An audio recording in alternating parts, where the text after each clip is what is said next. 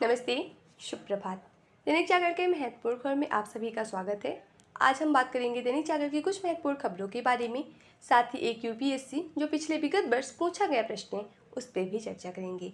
याद रखिएगा, दैनिक जागरण का राष्ट्रीय संस्करण है जिसमें आप लोग को वही खबरें मिलेंगी जो आपके परीक्षा के पॉइंट ऑफ व्यू से इंपॉर्टेंट होगी। आशा करती हूँ कि आप लोग को यह खबर अच्छी लगे। धन्यवाद। चलिए देखते हैं आज क्या खास खबरें उन्हें हम एक एक करके देख लेते हैं। और खबर की तरफ आगे बढ़ने से पहले प्रश्न को देखेंगे, उसके बाद खबरों को एक एक करके देख लेंगे। और अगर आप लोग हमारे चैनल पहली बार तो चैनल को लाइक से सब्सक्राइब जरूर करें। तो आइए देखते हैं आज का प्रश्न क्या है। यह सिविल सेवा परीक्षा पिछले विगत वर्ष पूछा गया 2020 का प्रश्न है। प्रश्न है, विकास की वर्तमान स्थिति में कृत्रिम बुद्धिमत्ता यानी आर्टिफिशियल इंटेलिजेंस निम्नलिखित में किस कार्य को प्रभावी रूप से कर सकती है। पहला है औद्योगिक इकाइयों में विद्युत की खपत को कम करना। दूसरा है सार्थक लघु कहानी और गीतों की रचना। तीसरा है रोगों का निदान। चौथा है टेक्स्ट से speech and text to speech में परिवर्तन। पांचवा है विद्युत ऊर्जा का बेतार संचरण। नीचे दिए गए कोड का प्रयोग करके सही उत्तर चुनिए। पहला विकल्प है केवल 1, 2, 3 और 5। दूसरा विकल्प है 1, 3 और 4। तीसरा विकल्प है 2, 4 और 5। चौथा विकल्प है 1, 2, 3, 4 और 5। तो आप लोग सुन थी कि आप लोग इसका आंसर कमेंट बॉक्स में जरूर बताएं और इस क्वेश्चन का पुनः एनालाइज हम वीडियो के लास्ट में जरूर करेंगे। अगर आप लोग को इसकी पूरी जानकारी चाहिए तो आप लोग वीडियो को लास्ट तक जरूर देखें। चलिए आज क्या खास खबरें उन्हें हम एक एक करके देख लेते हैं। बांग्लादेश में तख्ता पलट, हसीना इस्तीफा देकर भारत पहुंची, पड़ोसी देश में अराजक का माहौल। मार्च के आह्वान के बाद ढाका पहुंचे छात्रों ने किया राजधानी पर कब्जा। पीएम आवास में घुसकर उपद्रवियों ने तोड़फोड़ की, साथ ही लूटपाट करके आगजनी भी की। सेना अध्यक्ष ने अंतिम सरकार का दिया भरोसा, सख्ती जिम्मेदारी भी ली। आप देखेंगे कि जो बांग्लादेश के बंगबंधु कहे जाने वाले शेख मुजीबुर रहमान जो कि देखेंगे शेख हसीना के पिताजी थे, कि प्रतिमा को प्रदर्शनकारियों ने तोड़ी। आप देखेंगे 1971 में जब बांग्लादेश एक नए राष्ट्र के रूप में उभरा था, आज़ाद हुआ था, तो उसमें काफ़ी ज़्यादा उनकी भूमिका थी। उन्हें मतलब बांग्लादेश को आज़ाद कराने में उनकी काफ़ी ज़्यादा भूमिका देखने को मिलेगी। एक तरह से आप देखेंगे कि अगर हम भारत के मतलब जैसे बांग्लादेश के राष्ट्रपिता के रूप में भी उनको जाना जाता था। सरकार के इस्तीफे की मांग पर हिंसा में 2 दिन में 157 लोगों की मृत्यु हो गई है। तो आइए हम लोग देख लेते हैं कि शेख हसीना जिनको आप देखेंगे जो छात्रों का हिंसा था, आरक्षण को लेकर भड़का था, उसके बाद देखेंगे जो सत्ता पे सरकार थी, आवामी लीग पार्टी की जो सत्ता में सरकार थी शेख हसीना की, उनको इस्तीफा देने तक के मोड़ पे लाके खड़ा कर दी है। तो आइए देखते हैं उनका क्या कार्यकाल था, कैसे कैसे उन्होंने प्रधानमंत्री के पद पर अपना कार्यभार संभाला। बांग्लादेश में 2 महीने से चल रहे आरक्षण विरोधी छात्रों के हिंसक आंदोलन के बाद प्रधानमंत्री शेख हसीना ने पद से इस्तीफा दे दिया है। प्रदर्शनकारी ने पीएम आवास में तोड़फोड़ और आगजनी भी की। उन्होंने और जो शेख हसीना उन्हें देश छोड़कर भागना पड़ा। C-130 ट्रांसपोर्ट एयरक्राफ्ट से गाजियाबाद के देखेंगे इंडियन एयरबेस पहुंची और यहां आके उन्होंने एनएस यानी जो नेशनल सिक्योरिटी एडवाइज़र है हमारे अजीत डोभाल से उन्होंने मुलाकात की है। हसीना लंदन, फिनलैंड या किसी और अन्य देश जा सकती हैं। इसी बीच बांग्लादेश के आर्मी चीफ ने अंतिम सरकार बनाने की बात कही है। अंतिम सरकार का मतलब ये होता है जब तक कोई सत्ता में सरकार नहीं आती, कोई स्थायी रूप से सरकार नहीं आती, तब तक अंतिम सरकार की घोषणा की जाती है। साथ ही आप देखेंगे कि राष्ट्रपति ने जेल बंद पूर्व जो प्रधानमंत्री थे और विपक्षी नेता जो थी खलीदा जिया, उन्हें रिहा करने का आदेश दिया है।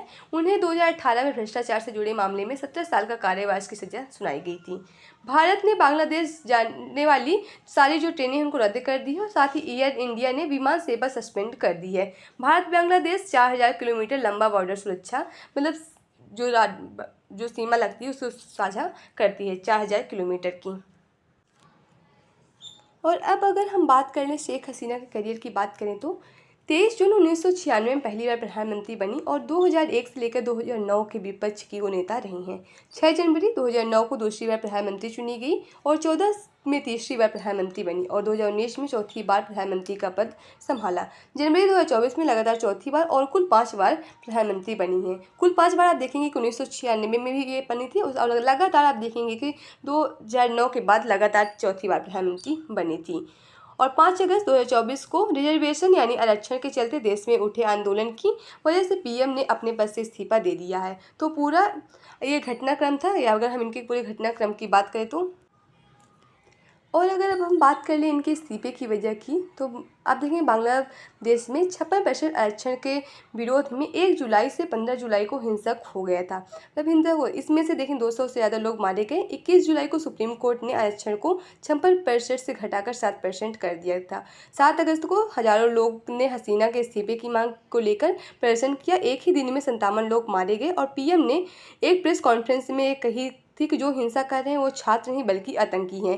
तब तक देखेंगे और हिंसा ने और ज़्यादा जोर पकड़ ली थी और 5 अगस्त की सुबह प्रदर्शनकारी ने ढाका की तरफ लॉन्ग मार्च शुरू कर दिया था और दोपहर में हसीना ने इस्तीफा दिया और हजारों प्रदर्शनकारी ने पीएम आवास में हमला बोला। सेना ने इसे भी देखिए सेना भी इसमें बढ़ावा दे दी। नहीं, अगर सेना चाहती तो रोक सकती थी, जितने भी छात्र जितने भी हिंसक प्रदर्शनकारी थे उन्हें रोक सकती थी, लेकिन सेना ने भी इस पर कोई रोक टोक नहीं की। अगर आप देखेंगे कि मतलब एक बात ये आती सामने कि हर मतलब कोई ना कोई प्रधानमंत्री अगर उसमें अराजकता हो जाती है उसकी पार्टी में तो इस्तीफा दे देता, लेकिन आप देखेंगे कि शेख हसीना जो है वो देश छोड़ के भाग गई हैं। अब देखेंगे अपने बचाव के लिए कभी कभी प्रधानमंत्री को करना पड़ता है। आप देखेंगे कि पहली बार ये तो हुआ नहीं होगा। आप देखेंगे बांग्लादेश में 1971 से लेकर 1973 में ऐसी स्थिति देखने को मिलती है।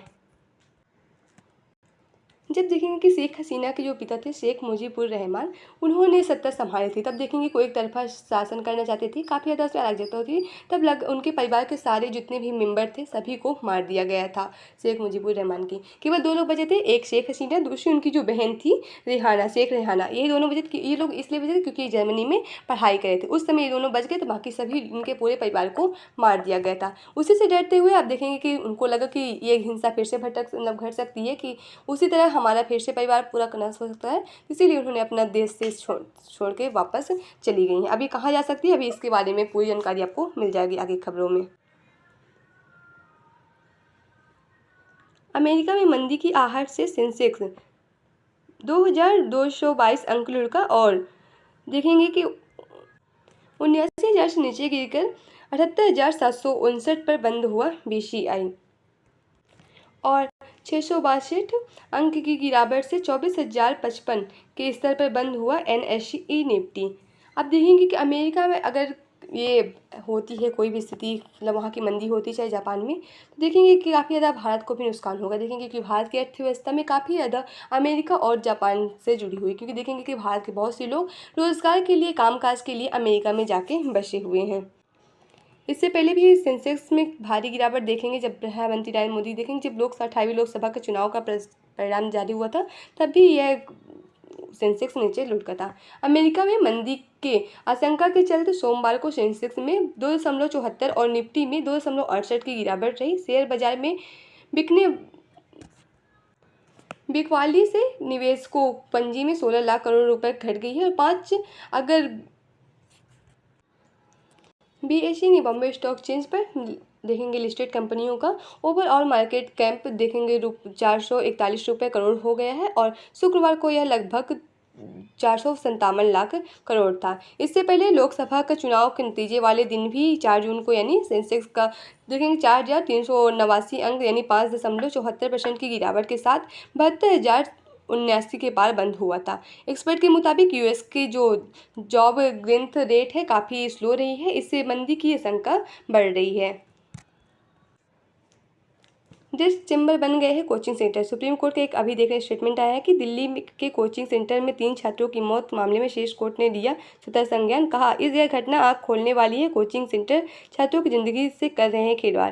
केंद्र और दिल्ली सरकार को जारी किया नोटिस, उत्तर प्रदेश व हरियाणा में भी बनाएगा पक्षकार। आप देखेंगे कि जो दिल्ली में जल भराव के कारण 3 छात्रों की हुई थी मौत और साथ ही एक छात्र करंट लगने से हुई थी मौत, तो उसी पे लेके ओल्ड राजेंद्र नगर में उसी पे भी सुप्रीम कोर्ट ने इसका फैसला किया है कि डेथ चैम्बर बन गए हैं कोचिंग सेंटर। वक्फ बोर्ड पर बिल पर प्रवर समिति ने सरकार को थामने की होगी कोशिश। अब देखेंगे कि जो वक्फ बोर्ड कानून में बदलाव करने के लिए लाए जाने वाले संशोधन विधेयक पर खिलाफ शुरू हुई राजनीतिक लामबंदी के बीच विपक्षी गठबंधन दल INDI रचक सरकार ने 2 सहयोगी दलों जदयू और तेदेपा को इस मुद्दे पर रुख देखने के बाद अपनी अंतिम रणनीति तय करेगा। समाजवादी पार्टी के साथ वामपंथी दलों ने वक्फ संशोधन विधेयक का विरोध करने के अपने इरादे साफ कर दिए हैं। अब देखेंगे अगर हम बात करें ये जो वक्फ का बोर्ड है, ये देखेंगे कि ये 1995 का अधिनियम है, इसी में कुछ संशोधन लेके बातें चल रही है। अब देखें इस समय जो मानसून सत्र चल रहा है उसी पे इसको पास करने की बात हो रही है। कैबिनेट मंत्री इसको मंजूरी मिल गई है और ये 12 अगस्त तक चल रहे मानसून सत्र में से कभी भी पेश किया जाता है। अगर बात करें वक्फ बोर्ड की, जब कोई व्यक्ति अल्लाह या इस्लाम के नाम पर संपत्ति या पैसा देता है, यानी जो डोनेशन देता है, तो उसकी देख रेख वक्फ बोर्ड करता है। वक्फ बोर्ड इस संपत्ति को शरीयत एक्ट 1932 के नियम के मुताबिक इन्वेस्ट करता है। इन्वेस्टमेंट से मिलने वाले रिटर्न को शिक्षा, स्वास्थ्य, आपदा, गरीब कल्याण जैसे जनहित के कार्यों में खर्च किया जाता है। देश में अभी तक 30 वक्फ बोर्ड है और सरकारी आंकड़ों के मुताबिक देश भर के वक्फ की 8.70 लाख संपत्तियां, जबकि वहीं 9.40 लाख एकड़ जमीन में फैली हुई है। अब यहाँ को भी राष्ट्रीय जुड़ी खबरें मिलेगी। सहयोग नहीं, आशा किरण में 14 मौतें, हाईकोर्ट समाज कल्याण सचिव ने दिया केंद्र के निरीक्षण की रिपोर्ट का आदेश। 1 माह में 14 लोगों की मौत, मामले में दायर की याचिका कर अदालत पर आदेश। वीडियो गेम अधिक खेलने से बच्चों की हड्डियां हैं कमजोर, घुटने टेढ़े होने की समस्या के साथ ओपीडी में इलाज के लिए पहुंचे हैं बच्चे। कई बच्चे आउटडोर खेल में कम सक्रियता व विटामिन डी की कमी में बन रही है इसका कारण। अगर ये लक्षण देखें तो आप लोग डॉक्टर से जरूर संपर्क करिए। जिन बच्चों के सिर की खोपड़ी मुलायम रहे या दांत देर से न निकले या टेढ़ी हो और पेट फूला रहता हो, जिन बच्चों की कलाई चौड़ी हो और जिन बच्चों को घुटने आपस में टकराते हों या घुटने टेढ़े होने के लक्षण दिखते हैं तो डॉक्टर को जरूर इससे दिखाएं।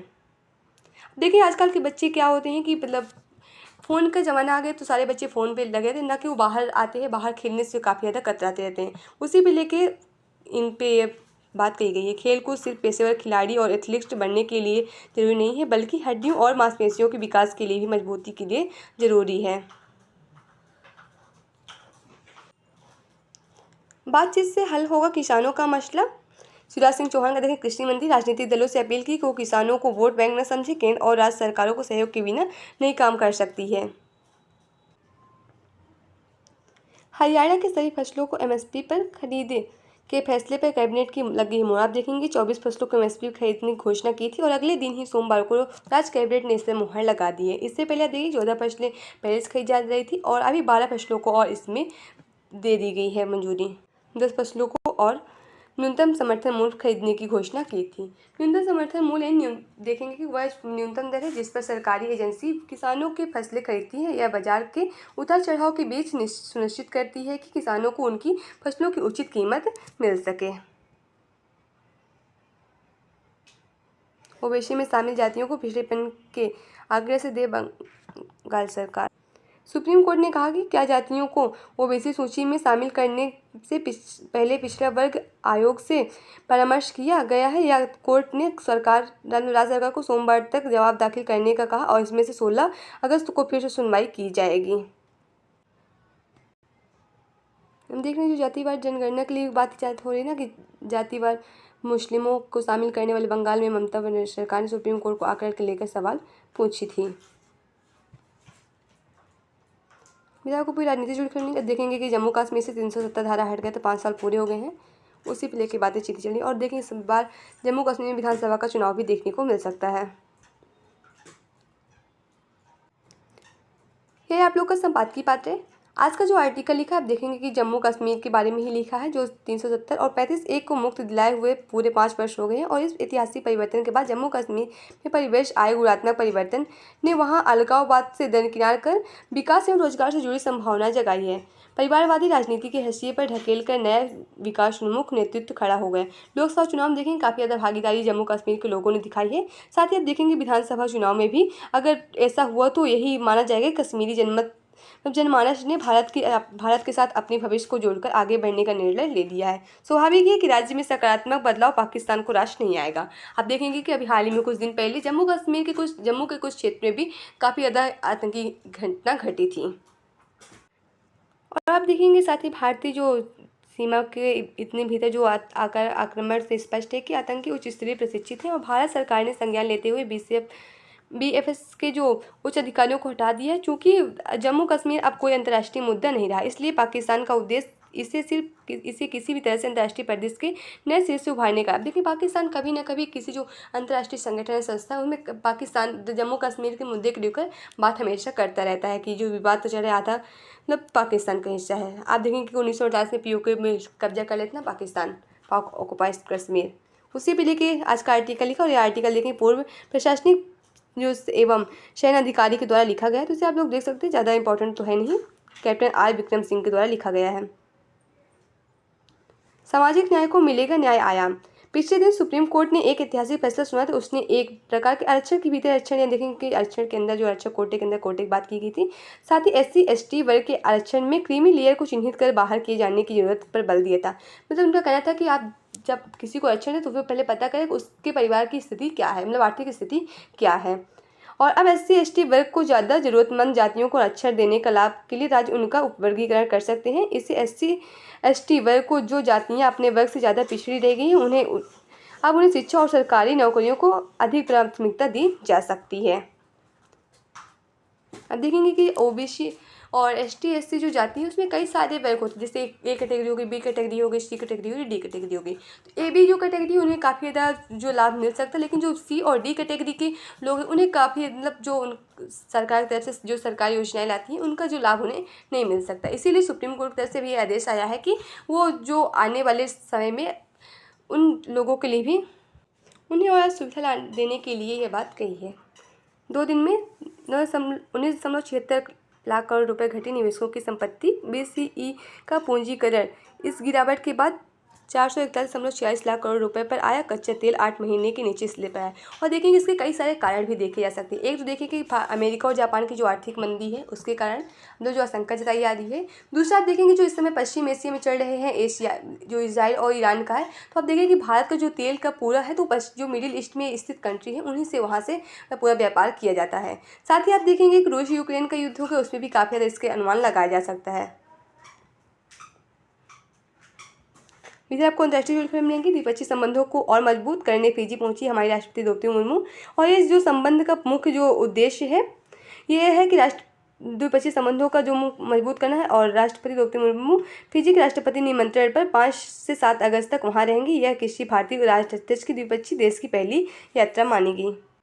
और यात्रा का जो मेन मकसद है आप देखेंगे कि ऐतिहासिक द्विपक्षीय संबंधों को मजबूत करना है। आप देखेंगे इससे पहले राष्ट्रपति हमारे जो राष्ट्रपति हैं द्रौपदी मुर्मू वो सूरीनाम गई थी। उन्हें वहाँ के सर्वोच्च जो सिविलियन अवार्ड है उनसे जो उनको नवाजा गया। तो जिससे आप लोग कमेंट बॉक्स में बताइए उस अवार्ड का नाम क्या था।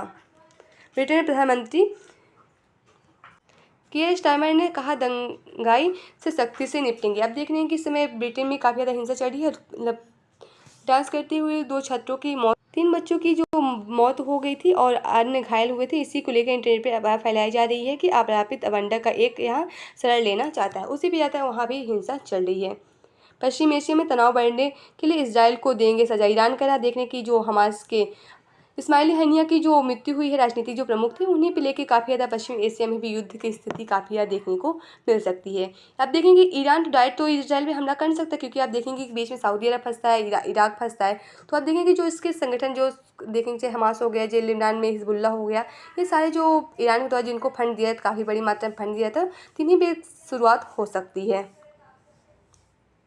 अब यहाँ को पूरा बांग्लादेश में तख्ता पलट हुआ, उसी से जुड़ी हुई खबरें देखने को मिलेंगी। हसीना का सत्ता से बेदखल होना भारत का एक बड़ा झटका लग सकता है। अब देखेंगे कि भारत जो है मतलब बांग्लादेश में आपका पड़ोसी जो है काफ़ी ज़्यादा उसमें परिवर्तन देखने को मिलेंगे। कि साथ ही देखेंगे कि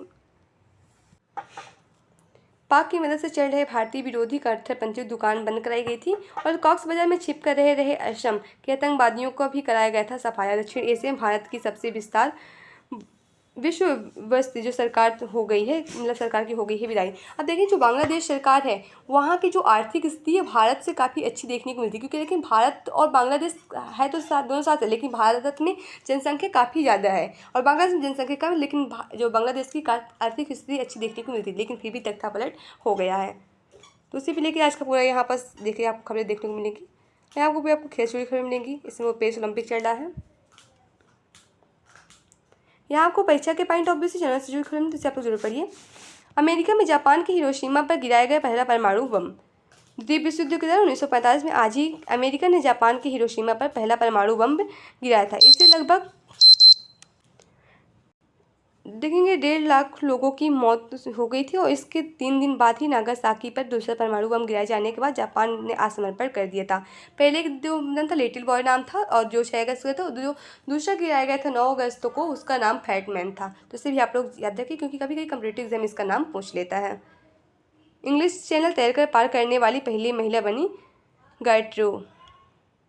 1926 में आज अमेरिका ओलंपिक तैराक गायट्रूड एड्रेले इंग्लैंड और फ्रांस के बीच इंग्लिश चैनल को तैरकर पार करने वाली दुनिया की पहली महिला बन गई। चैनल पार करने में उन्हें 14 घंटे 34 मिनट लगे थे। गायट्रूड से पहले केवल 5 पुरुष इस चैनल को तैरकर पार किए थे। सौर सक्रियता ने तोड़ा 23 वर्ष का रिकॉर्ड। नए जोखिम वर्ष 2001 की तरह ही अति सक्रिय है। सूर्य अगले साल अक्टूबर तक रहेगा चरम पर। तो आज खबर समाप्त होती है। आशा करती हूँ कि आप लोग को यह खबर अच्छी लगे। अगर खबर अच्छी है तो कृपया चैनल को लाइक शेयर सब्सक्राइब जरूर करें। अगर आप लोग के पास कोई सुझाव है तो भी आप लोग साझा कर सकते हैं। तो आइए देखते हैं आज का जो प्रश्न उसको हम लोग विश्लेषण देख लेते हैं। आज का प्रश्न है, विकास की वर्तमान स्थिति में कृत्रिम बुद्धिमत्ता यानी आर्टिफिशियल इंटेलिजेंस निम्न में किस कार्य को प्रभावी रूप से कर सकती है। इसका सही जवाब होगा ऑप्शन डी यानी 1, 2, 3, 4 और 5। तो आइए हम लोग इसका विश्लेषण देख लेते हैं। कृत्रिम बुद्धिमत्ता यानी एआई आर्टिफिशियल इंटेलिजेंस से तात्पर्य मशीनों में मानव बुद्धि के अनुकरण से है, जिन्हें मनुष्य की तरह सोचने और उनका कार्य करने नकल करने के लिए प्रोग्राम किया जाता है। एआई मशीनों या सॉफ्टवेयर की बुद्धिमत्ता है जो मनुष्यों या जानवरों की बुद्धिमत्ता के विपरीत है। आज के समाज में कृत्रिम बुद्धिमत्ता के विभिन्न अनुप्रयोग हैं, जैसे स्वास्थ्य सेवा, मनोरंजन, वित्त हो गया और शिक्षा आदि है। एआई का उपयोग रोग निदान और IMAI और डिजीज कार जैसे गाने बजाने और लघु कथाएं बनाने में किया जाता है। साथ ही इसका उपयोग टेक्स्ट टू स्पीच रूपांतरण में किया गया है, जैसे कि सेवरेज। कृत्रिम बुद्धिमत्ता का उपयोग विद्युत उपयोग में भी किया जाता है। उदाहरण के लिए चुंबकीय अनुवाद किया उपयोग करके मशीन लर्निंग सहायता प्राप्त विद्युत हस्तांतरण तथा ऊर्जा दक्षता के लिए एआई का उपयोग किया जाता है। तो आज के लिए समाप्त होती है। आशा करती हूँ कि आप लोग को यह खबर अच्छी लगे। धन्यवाद।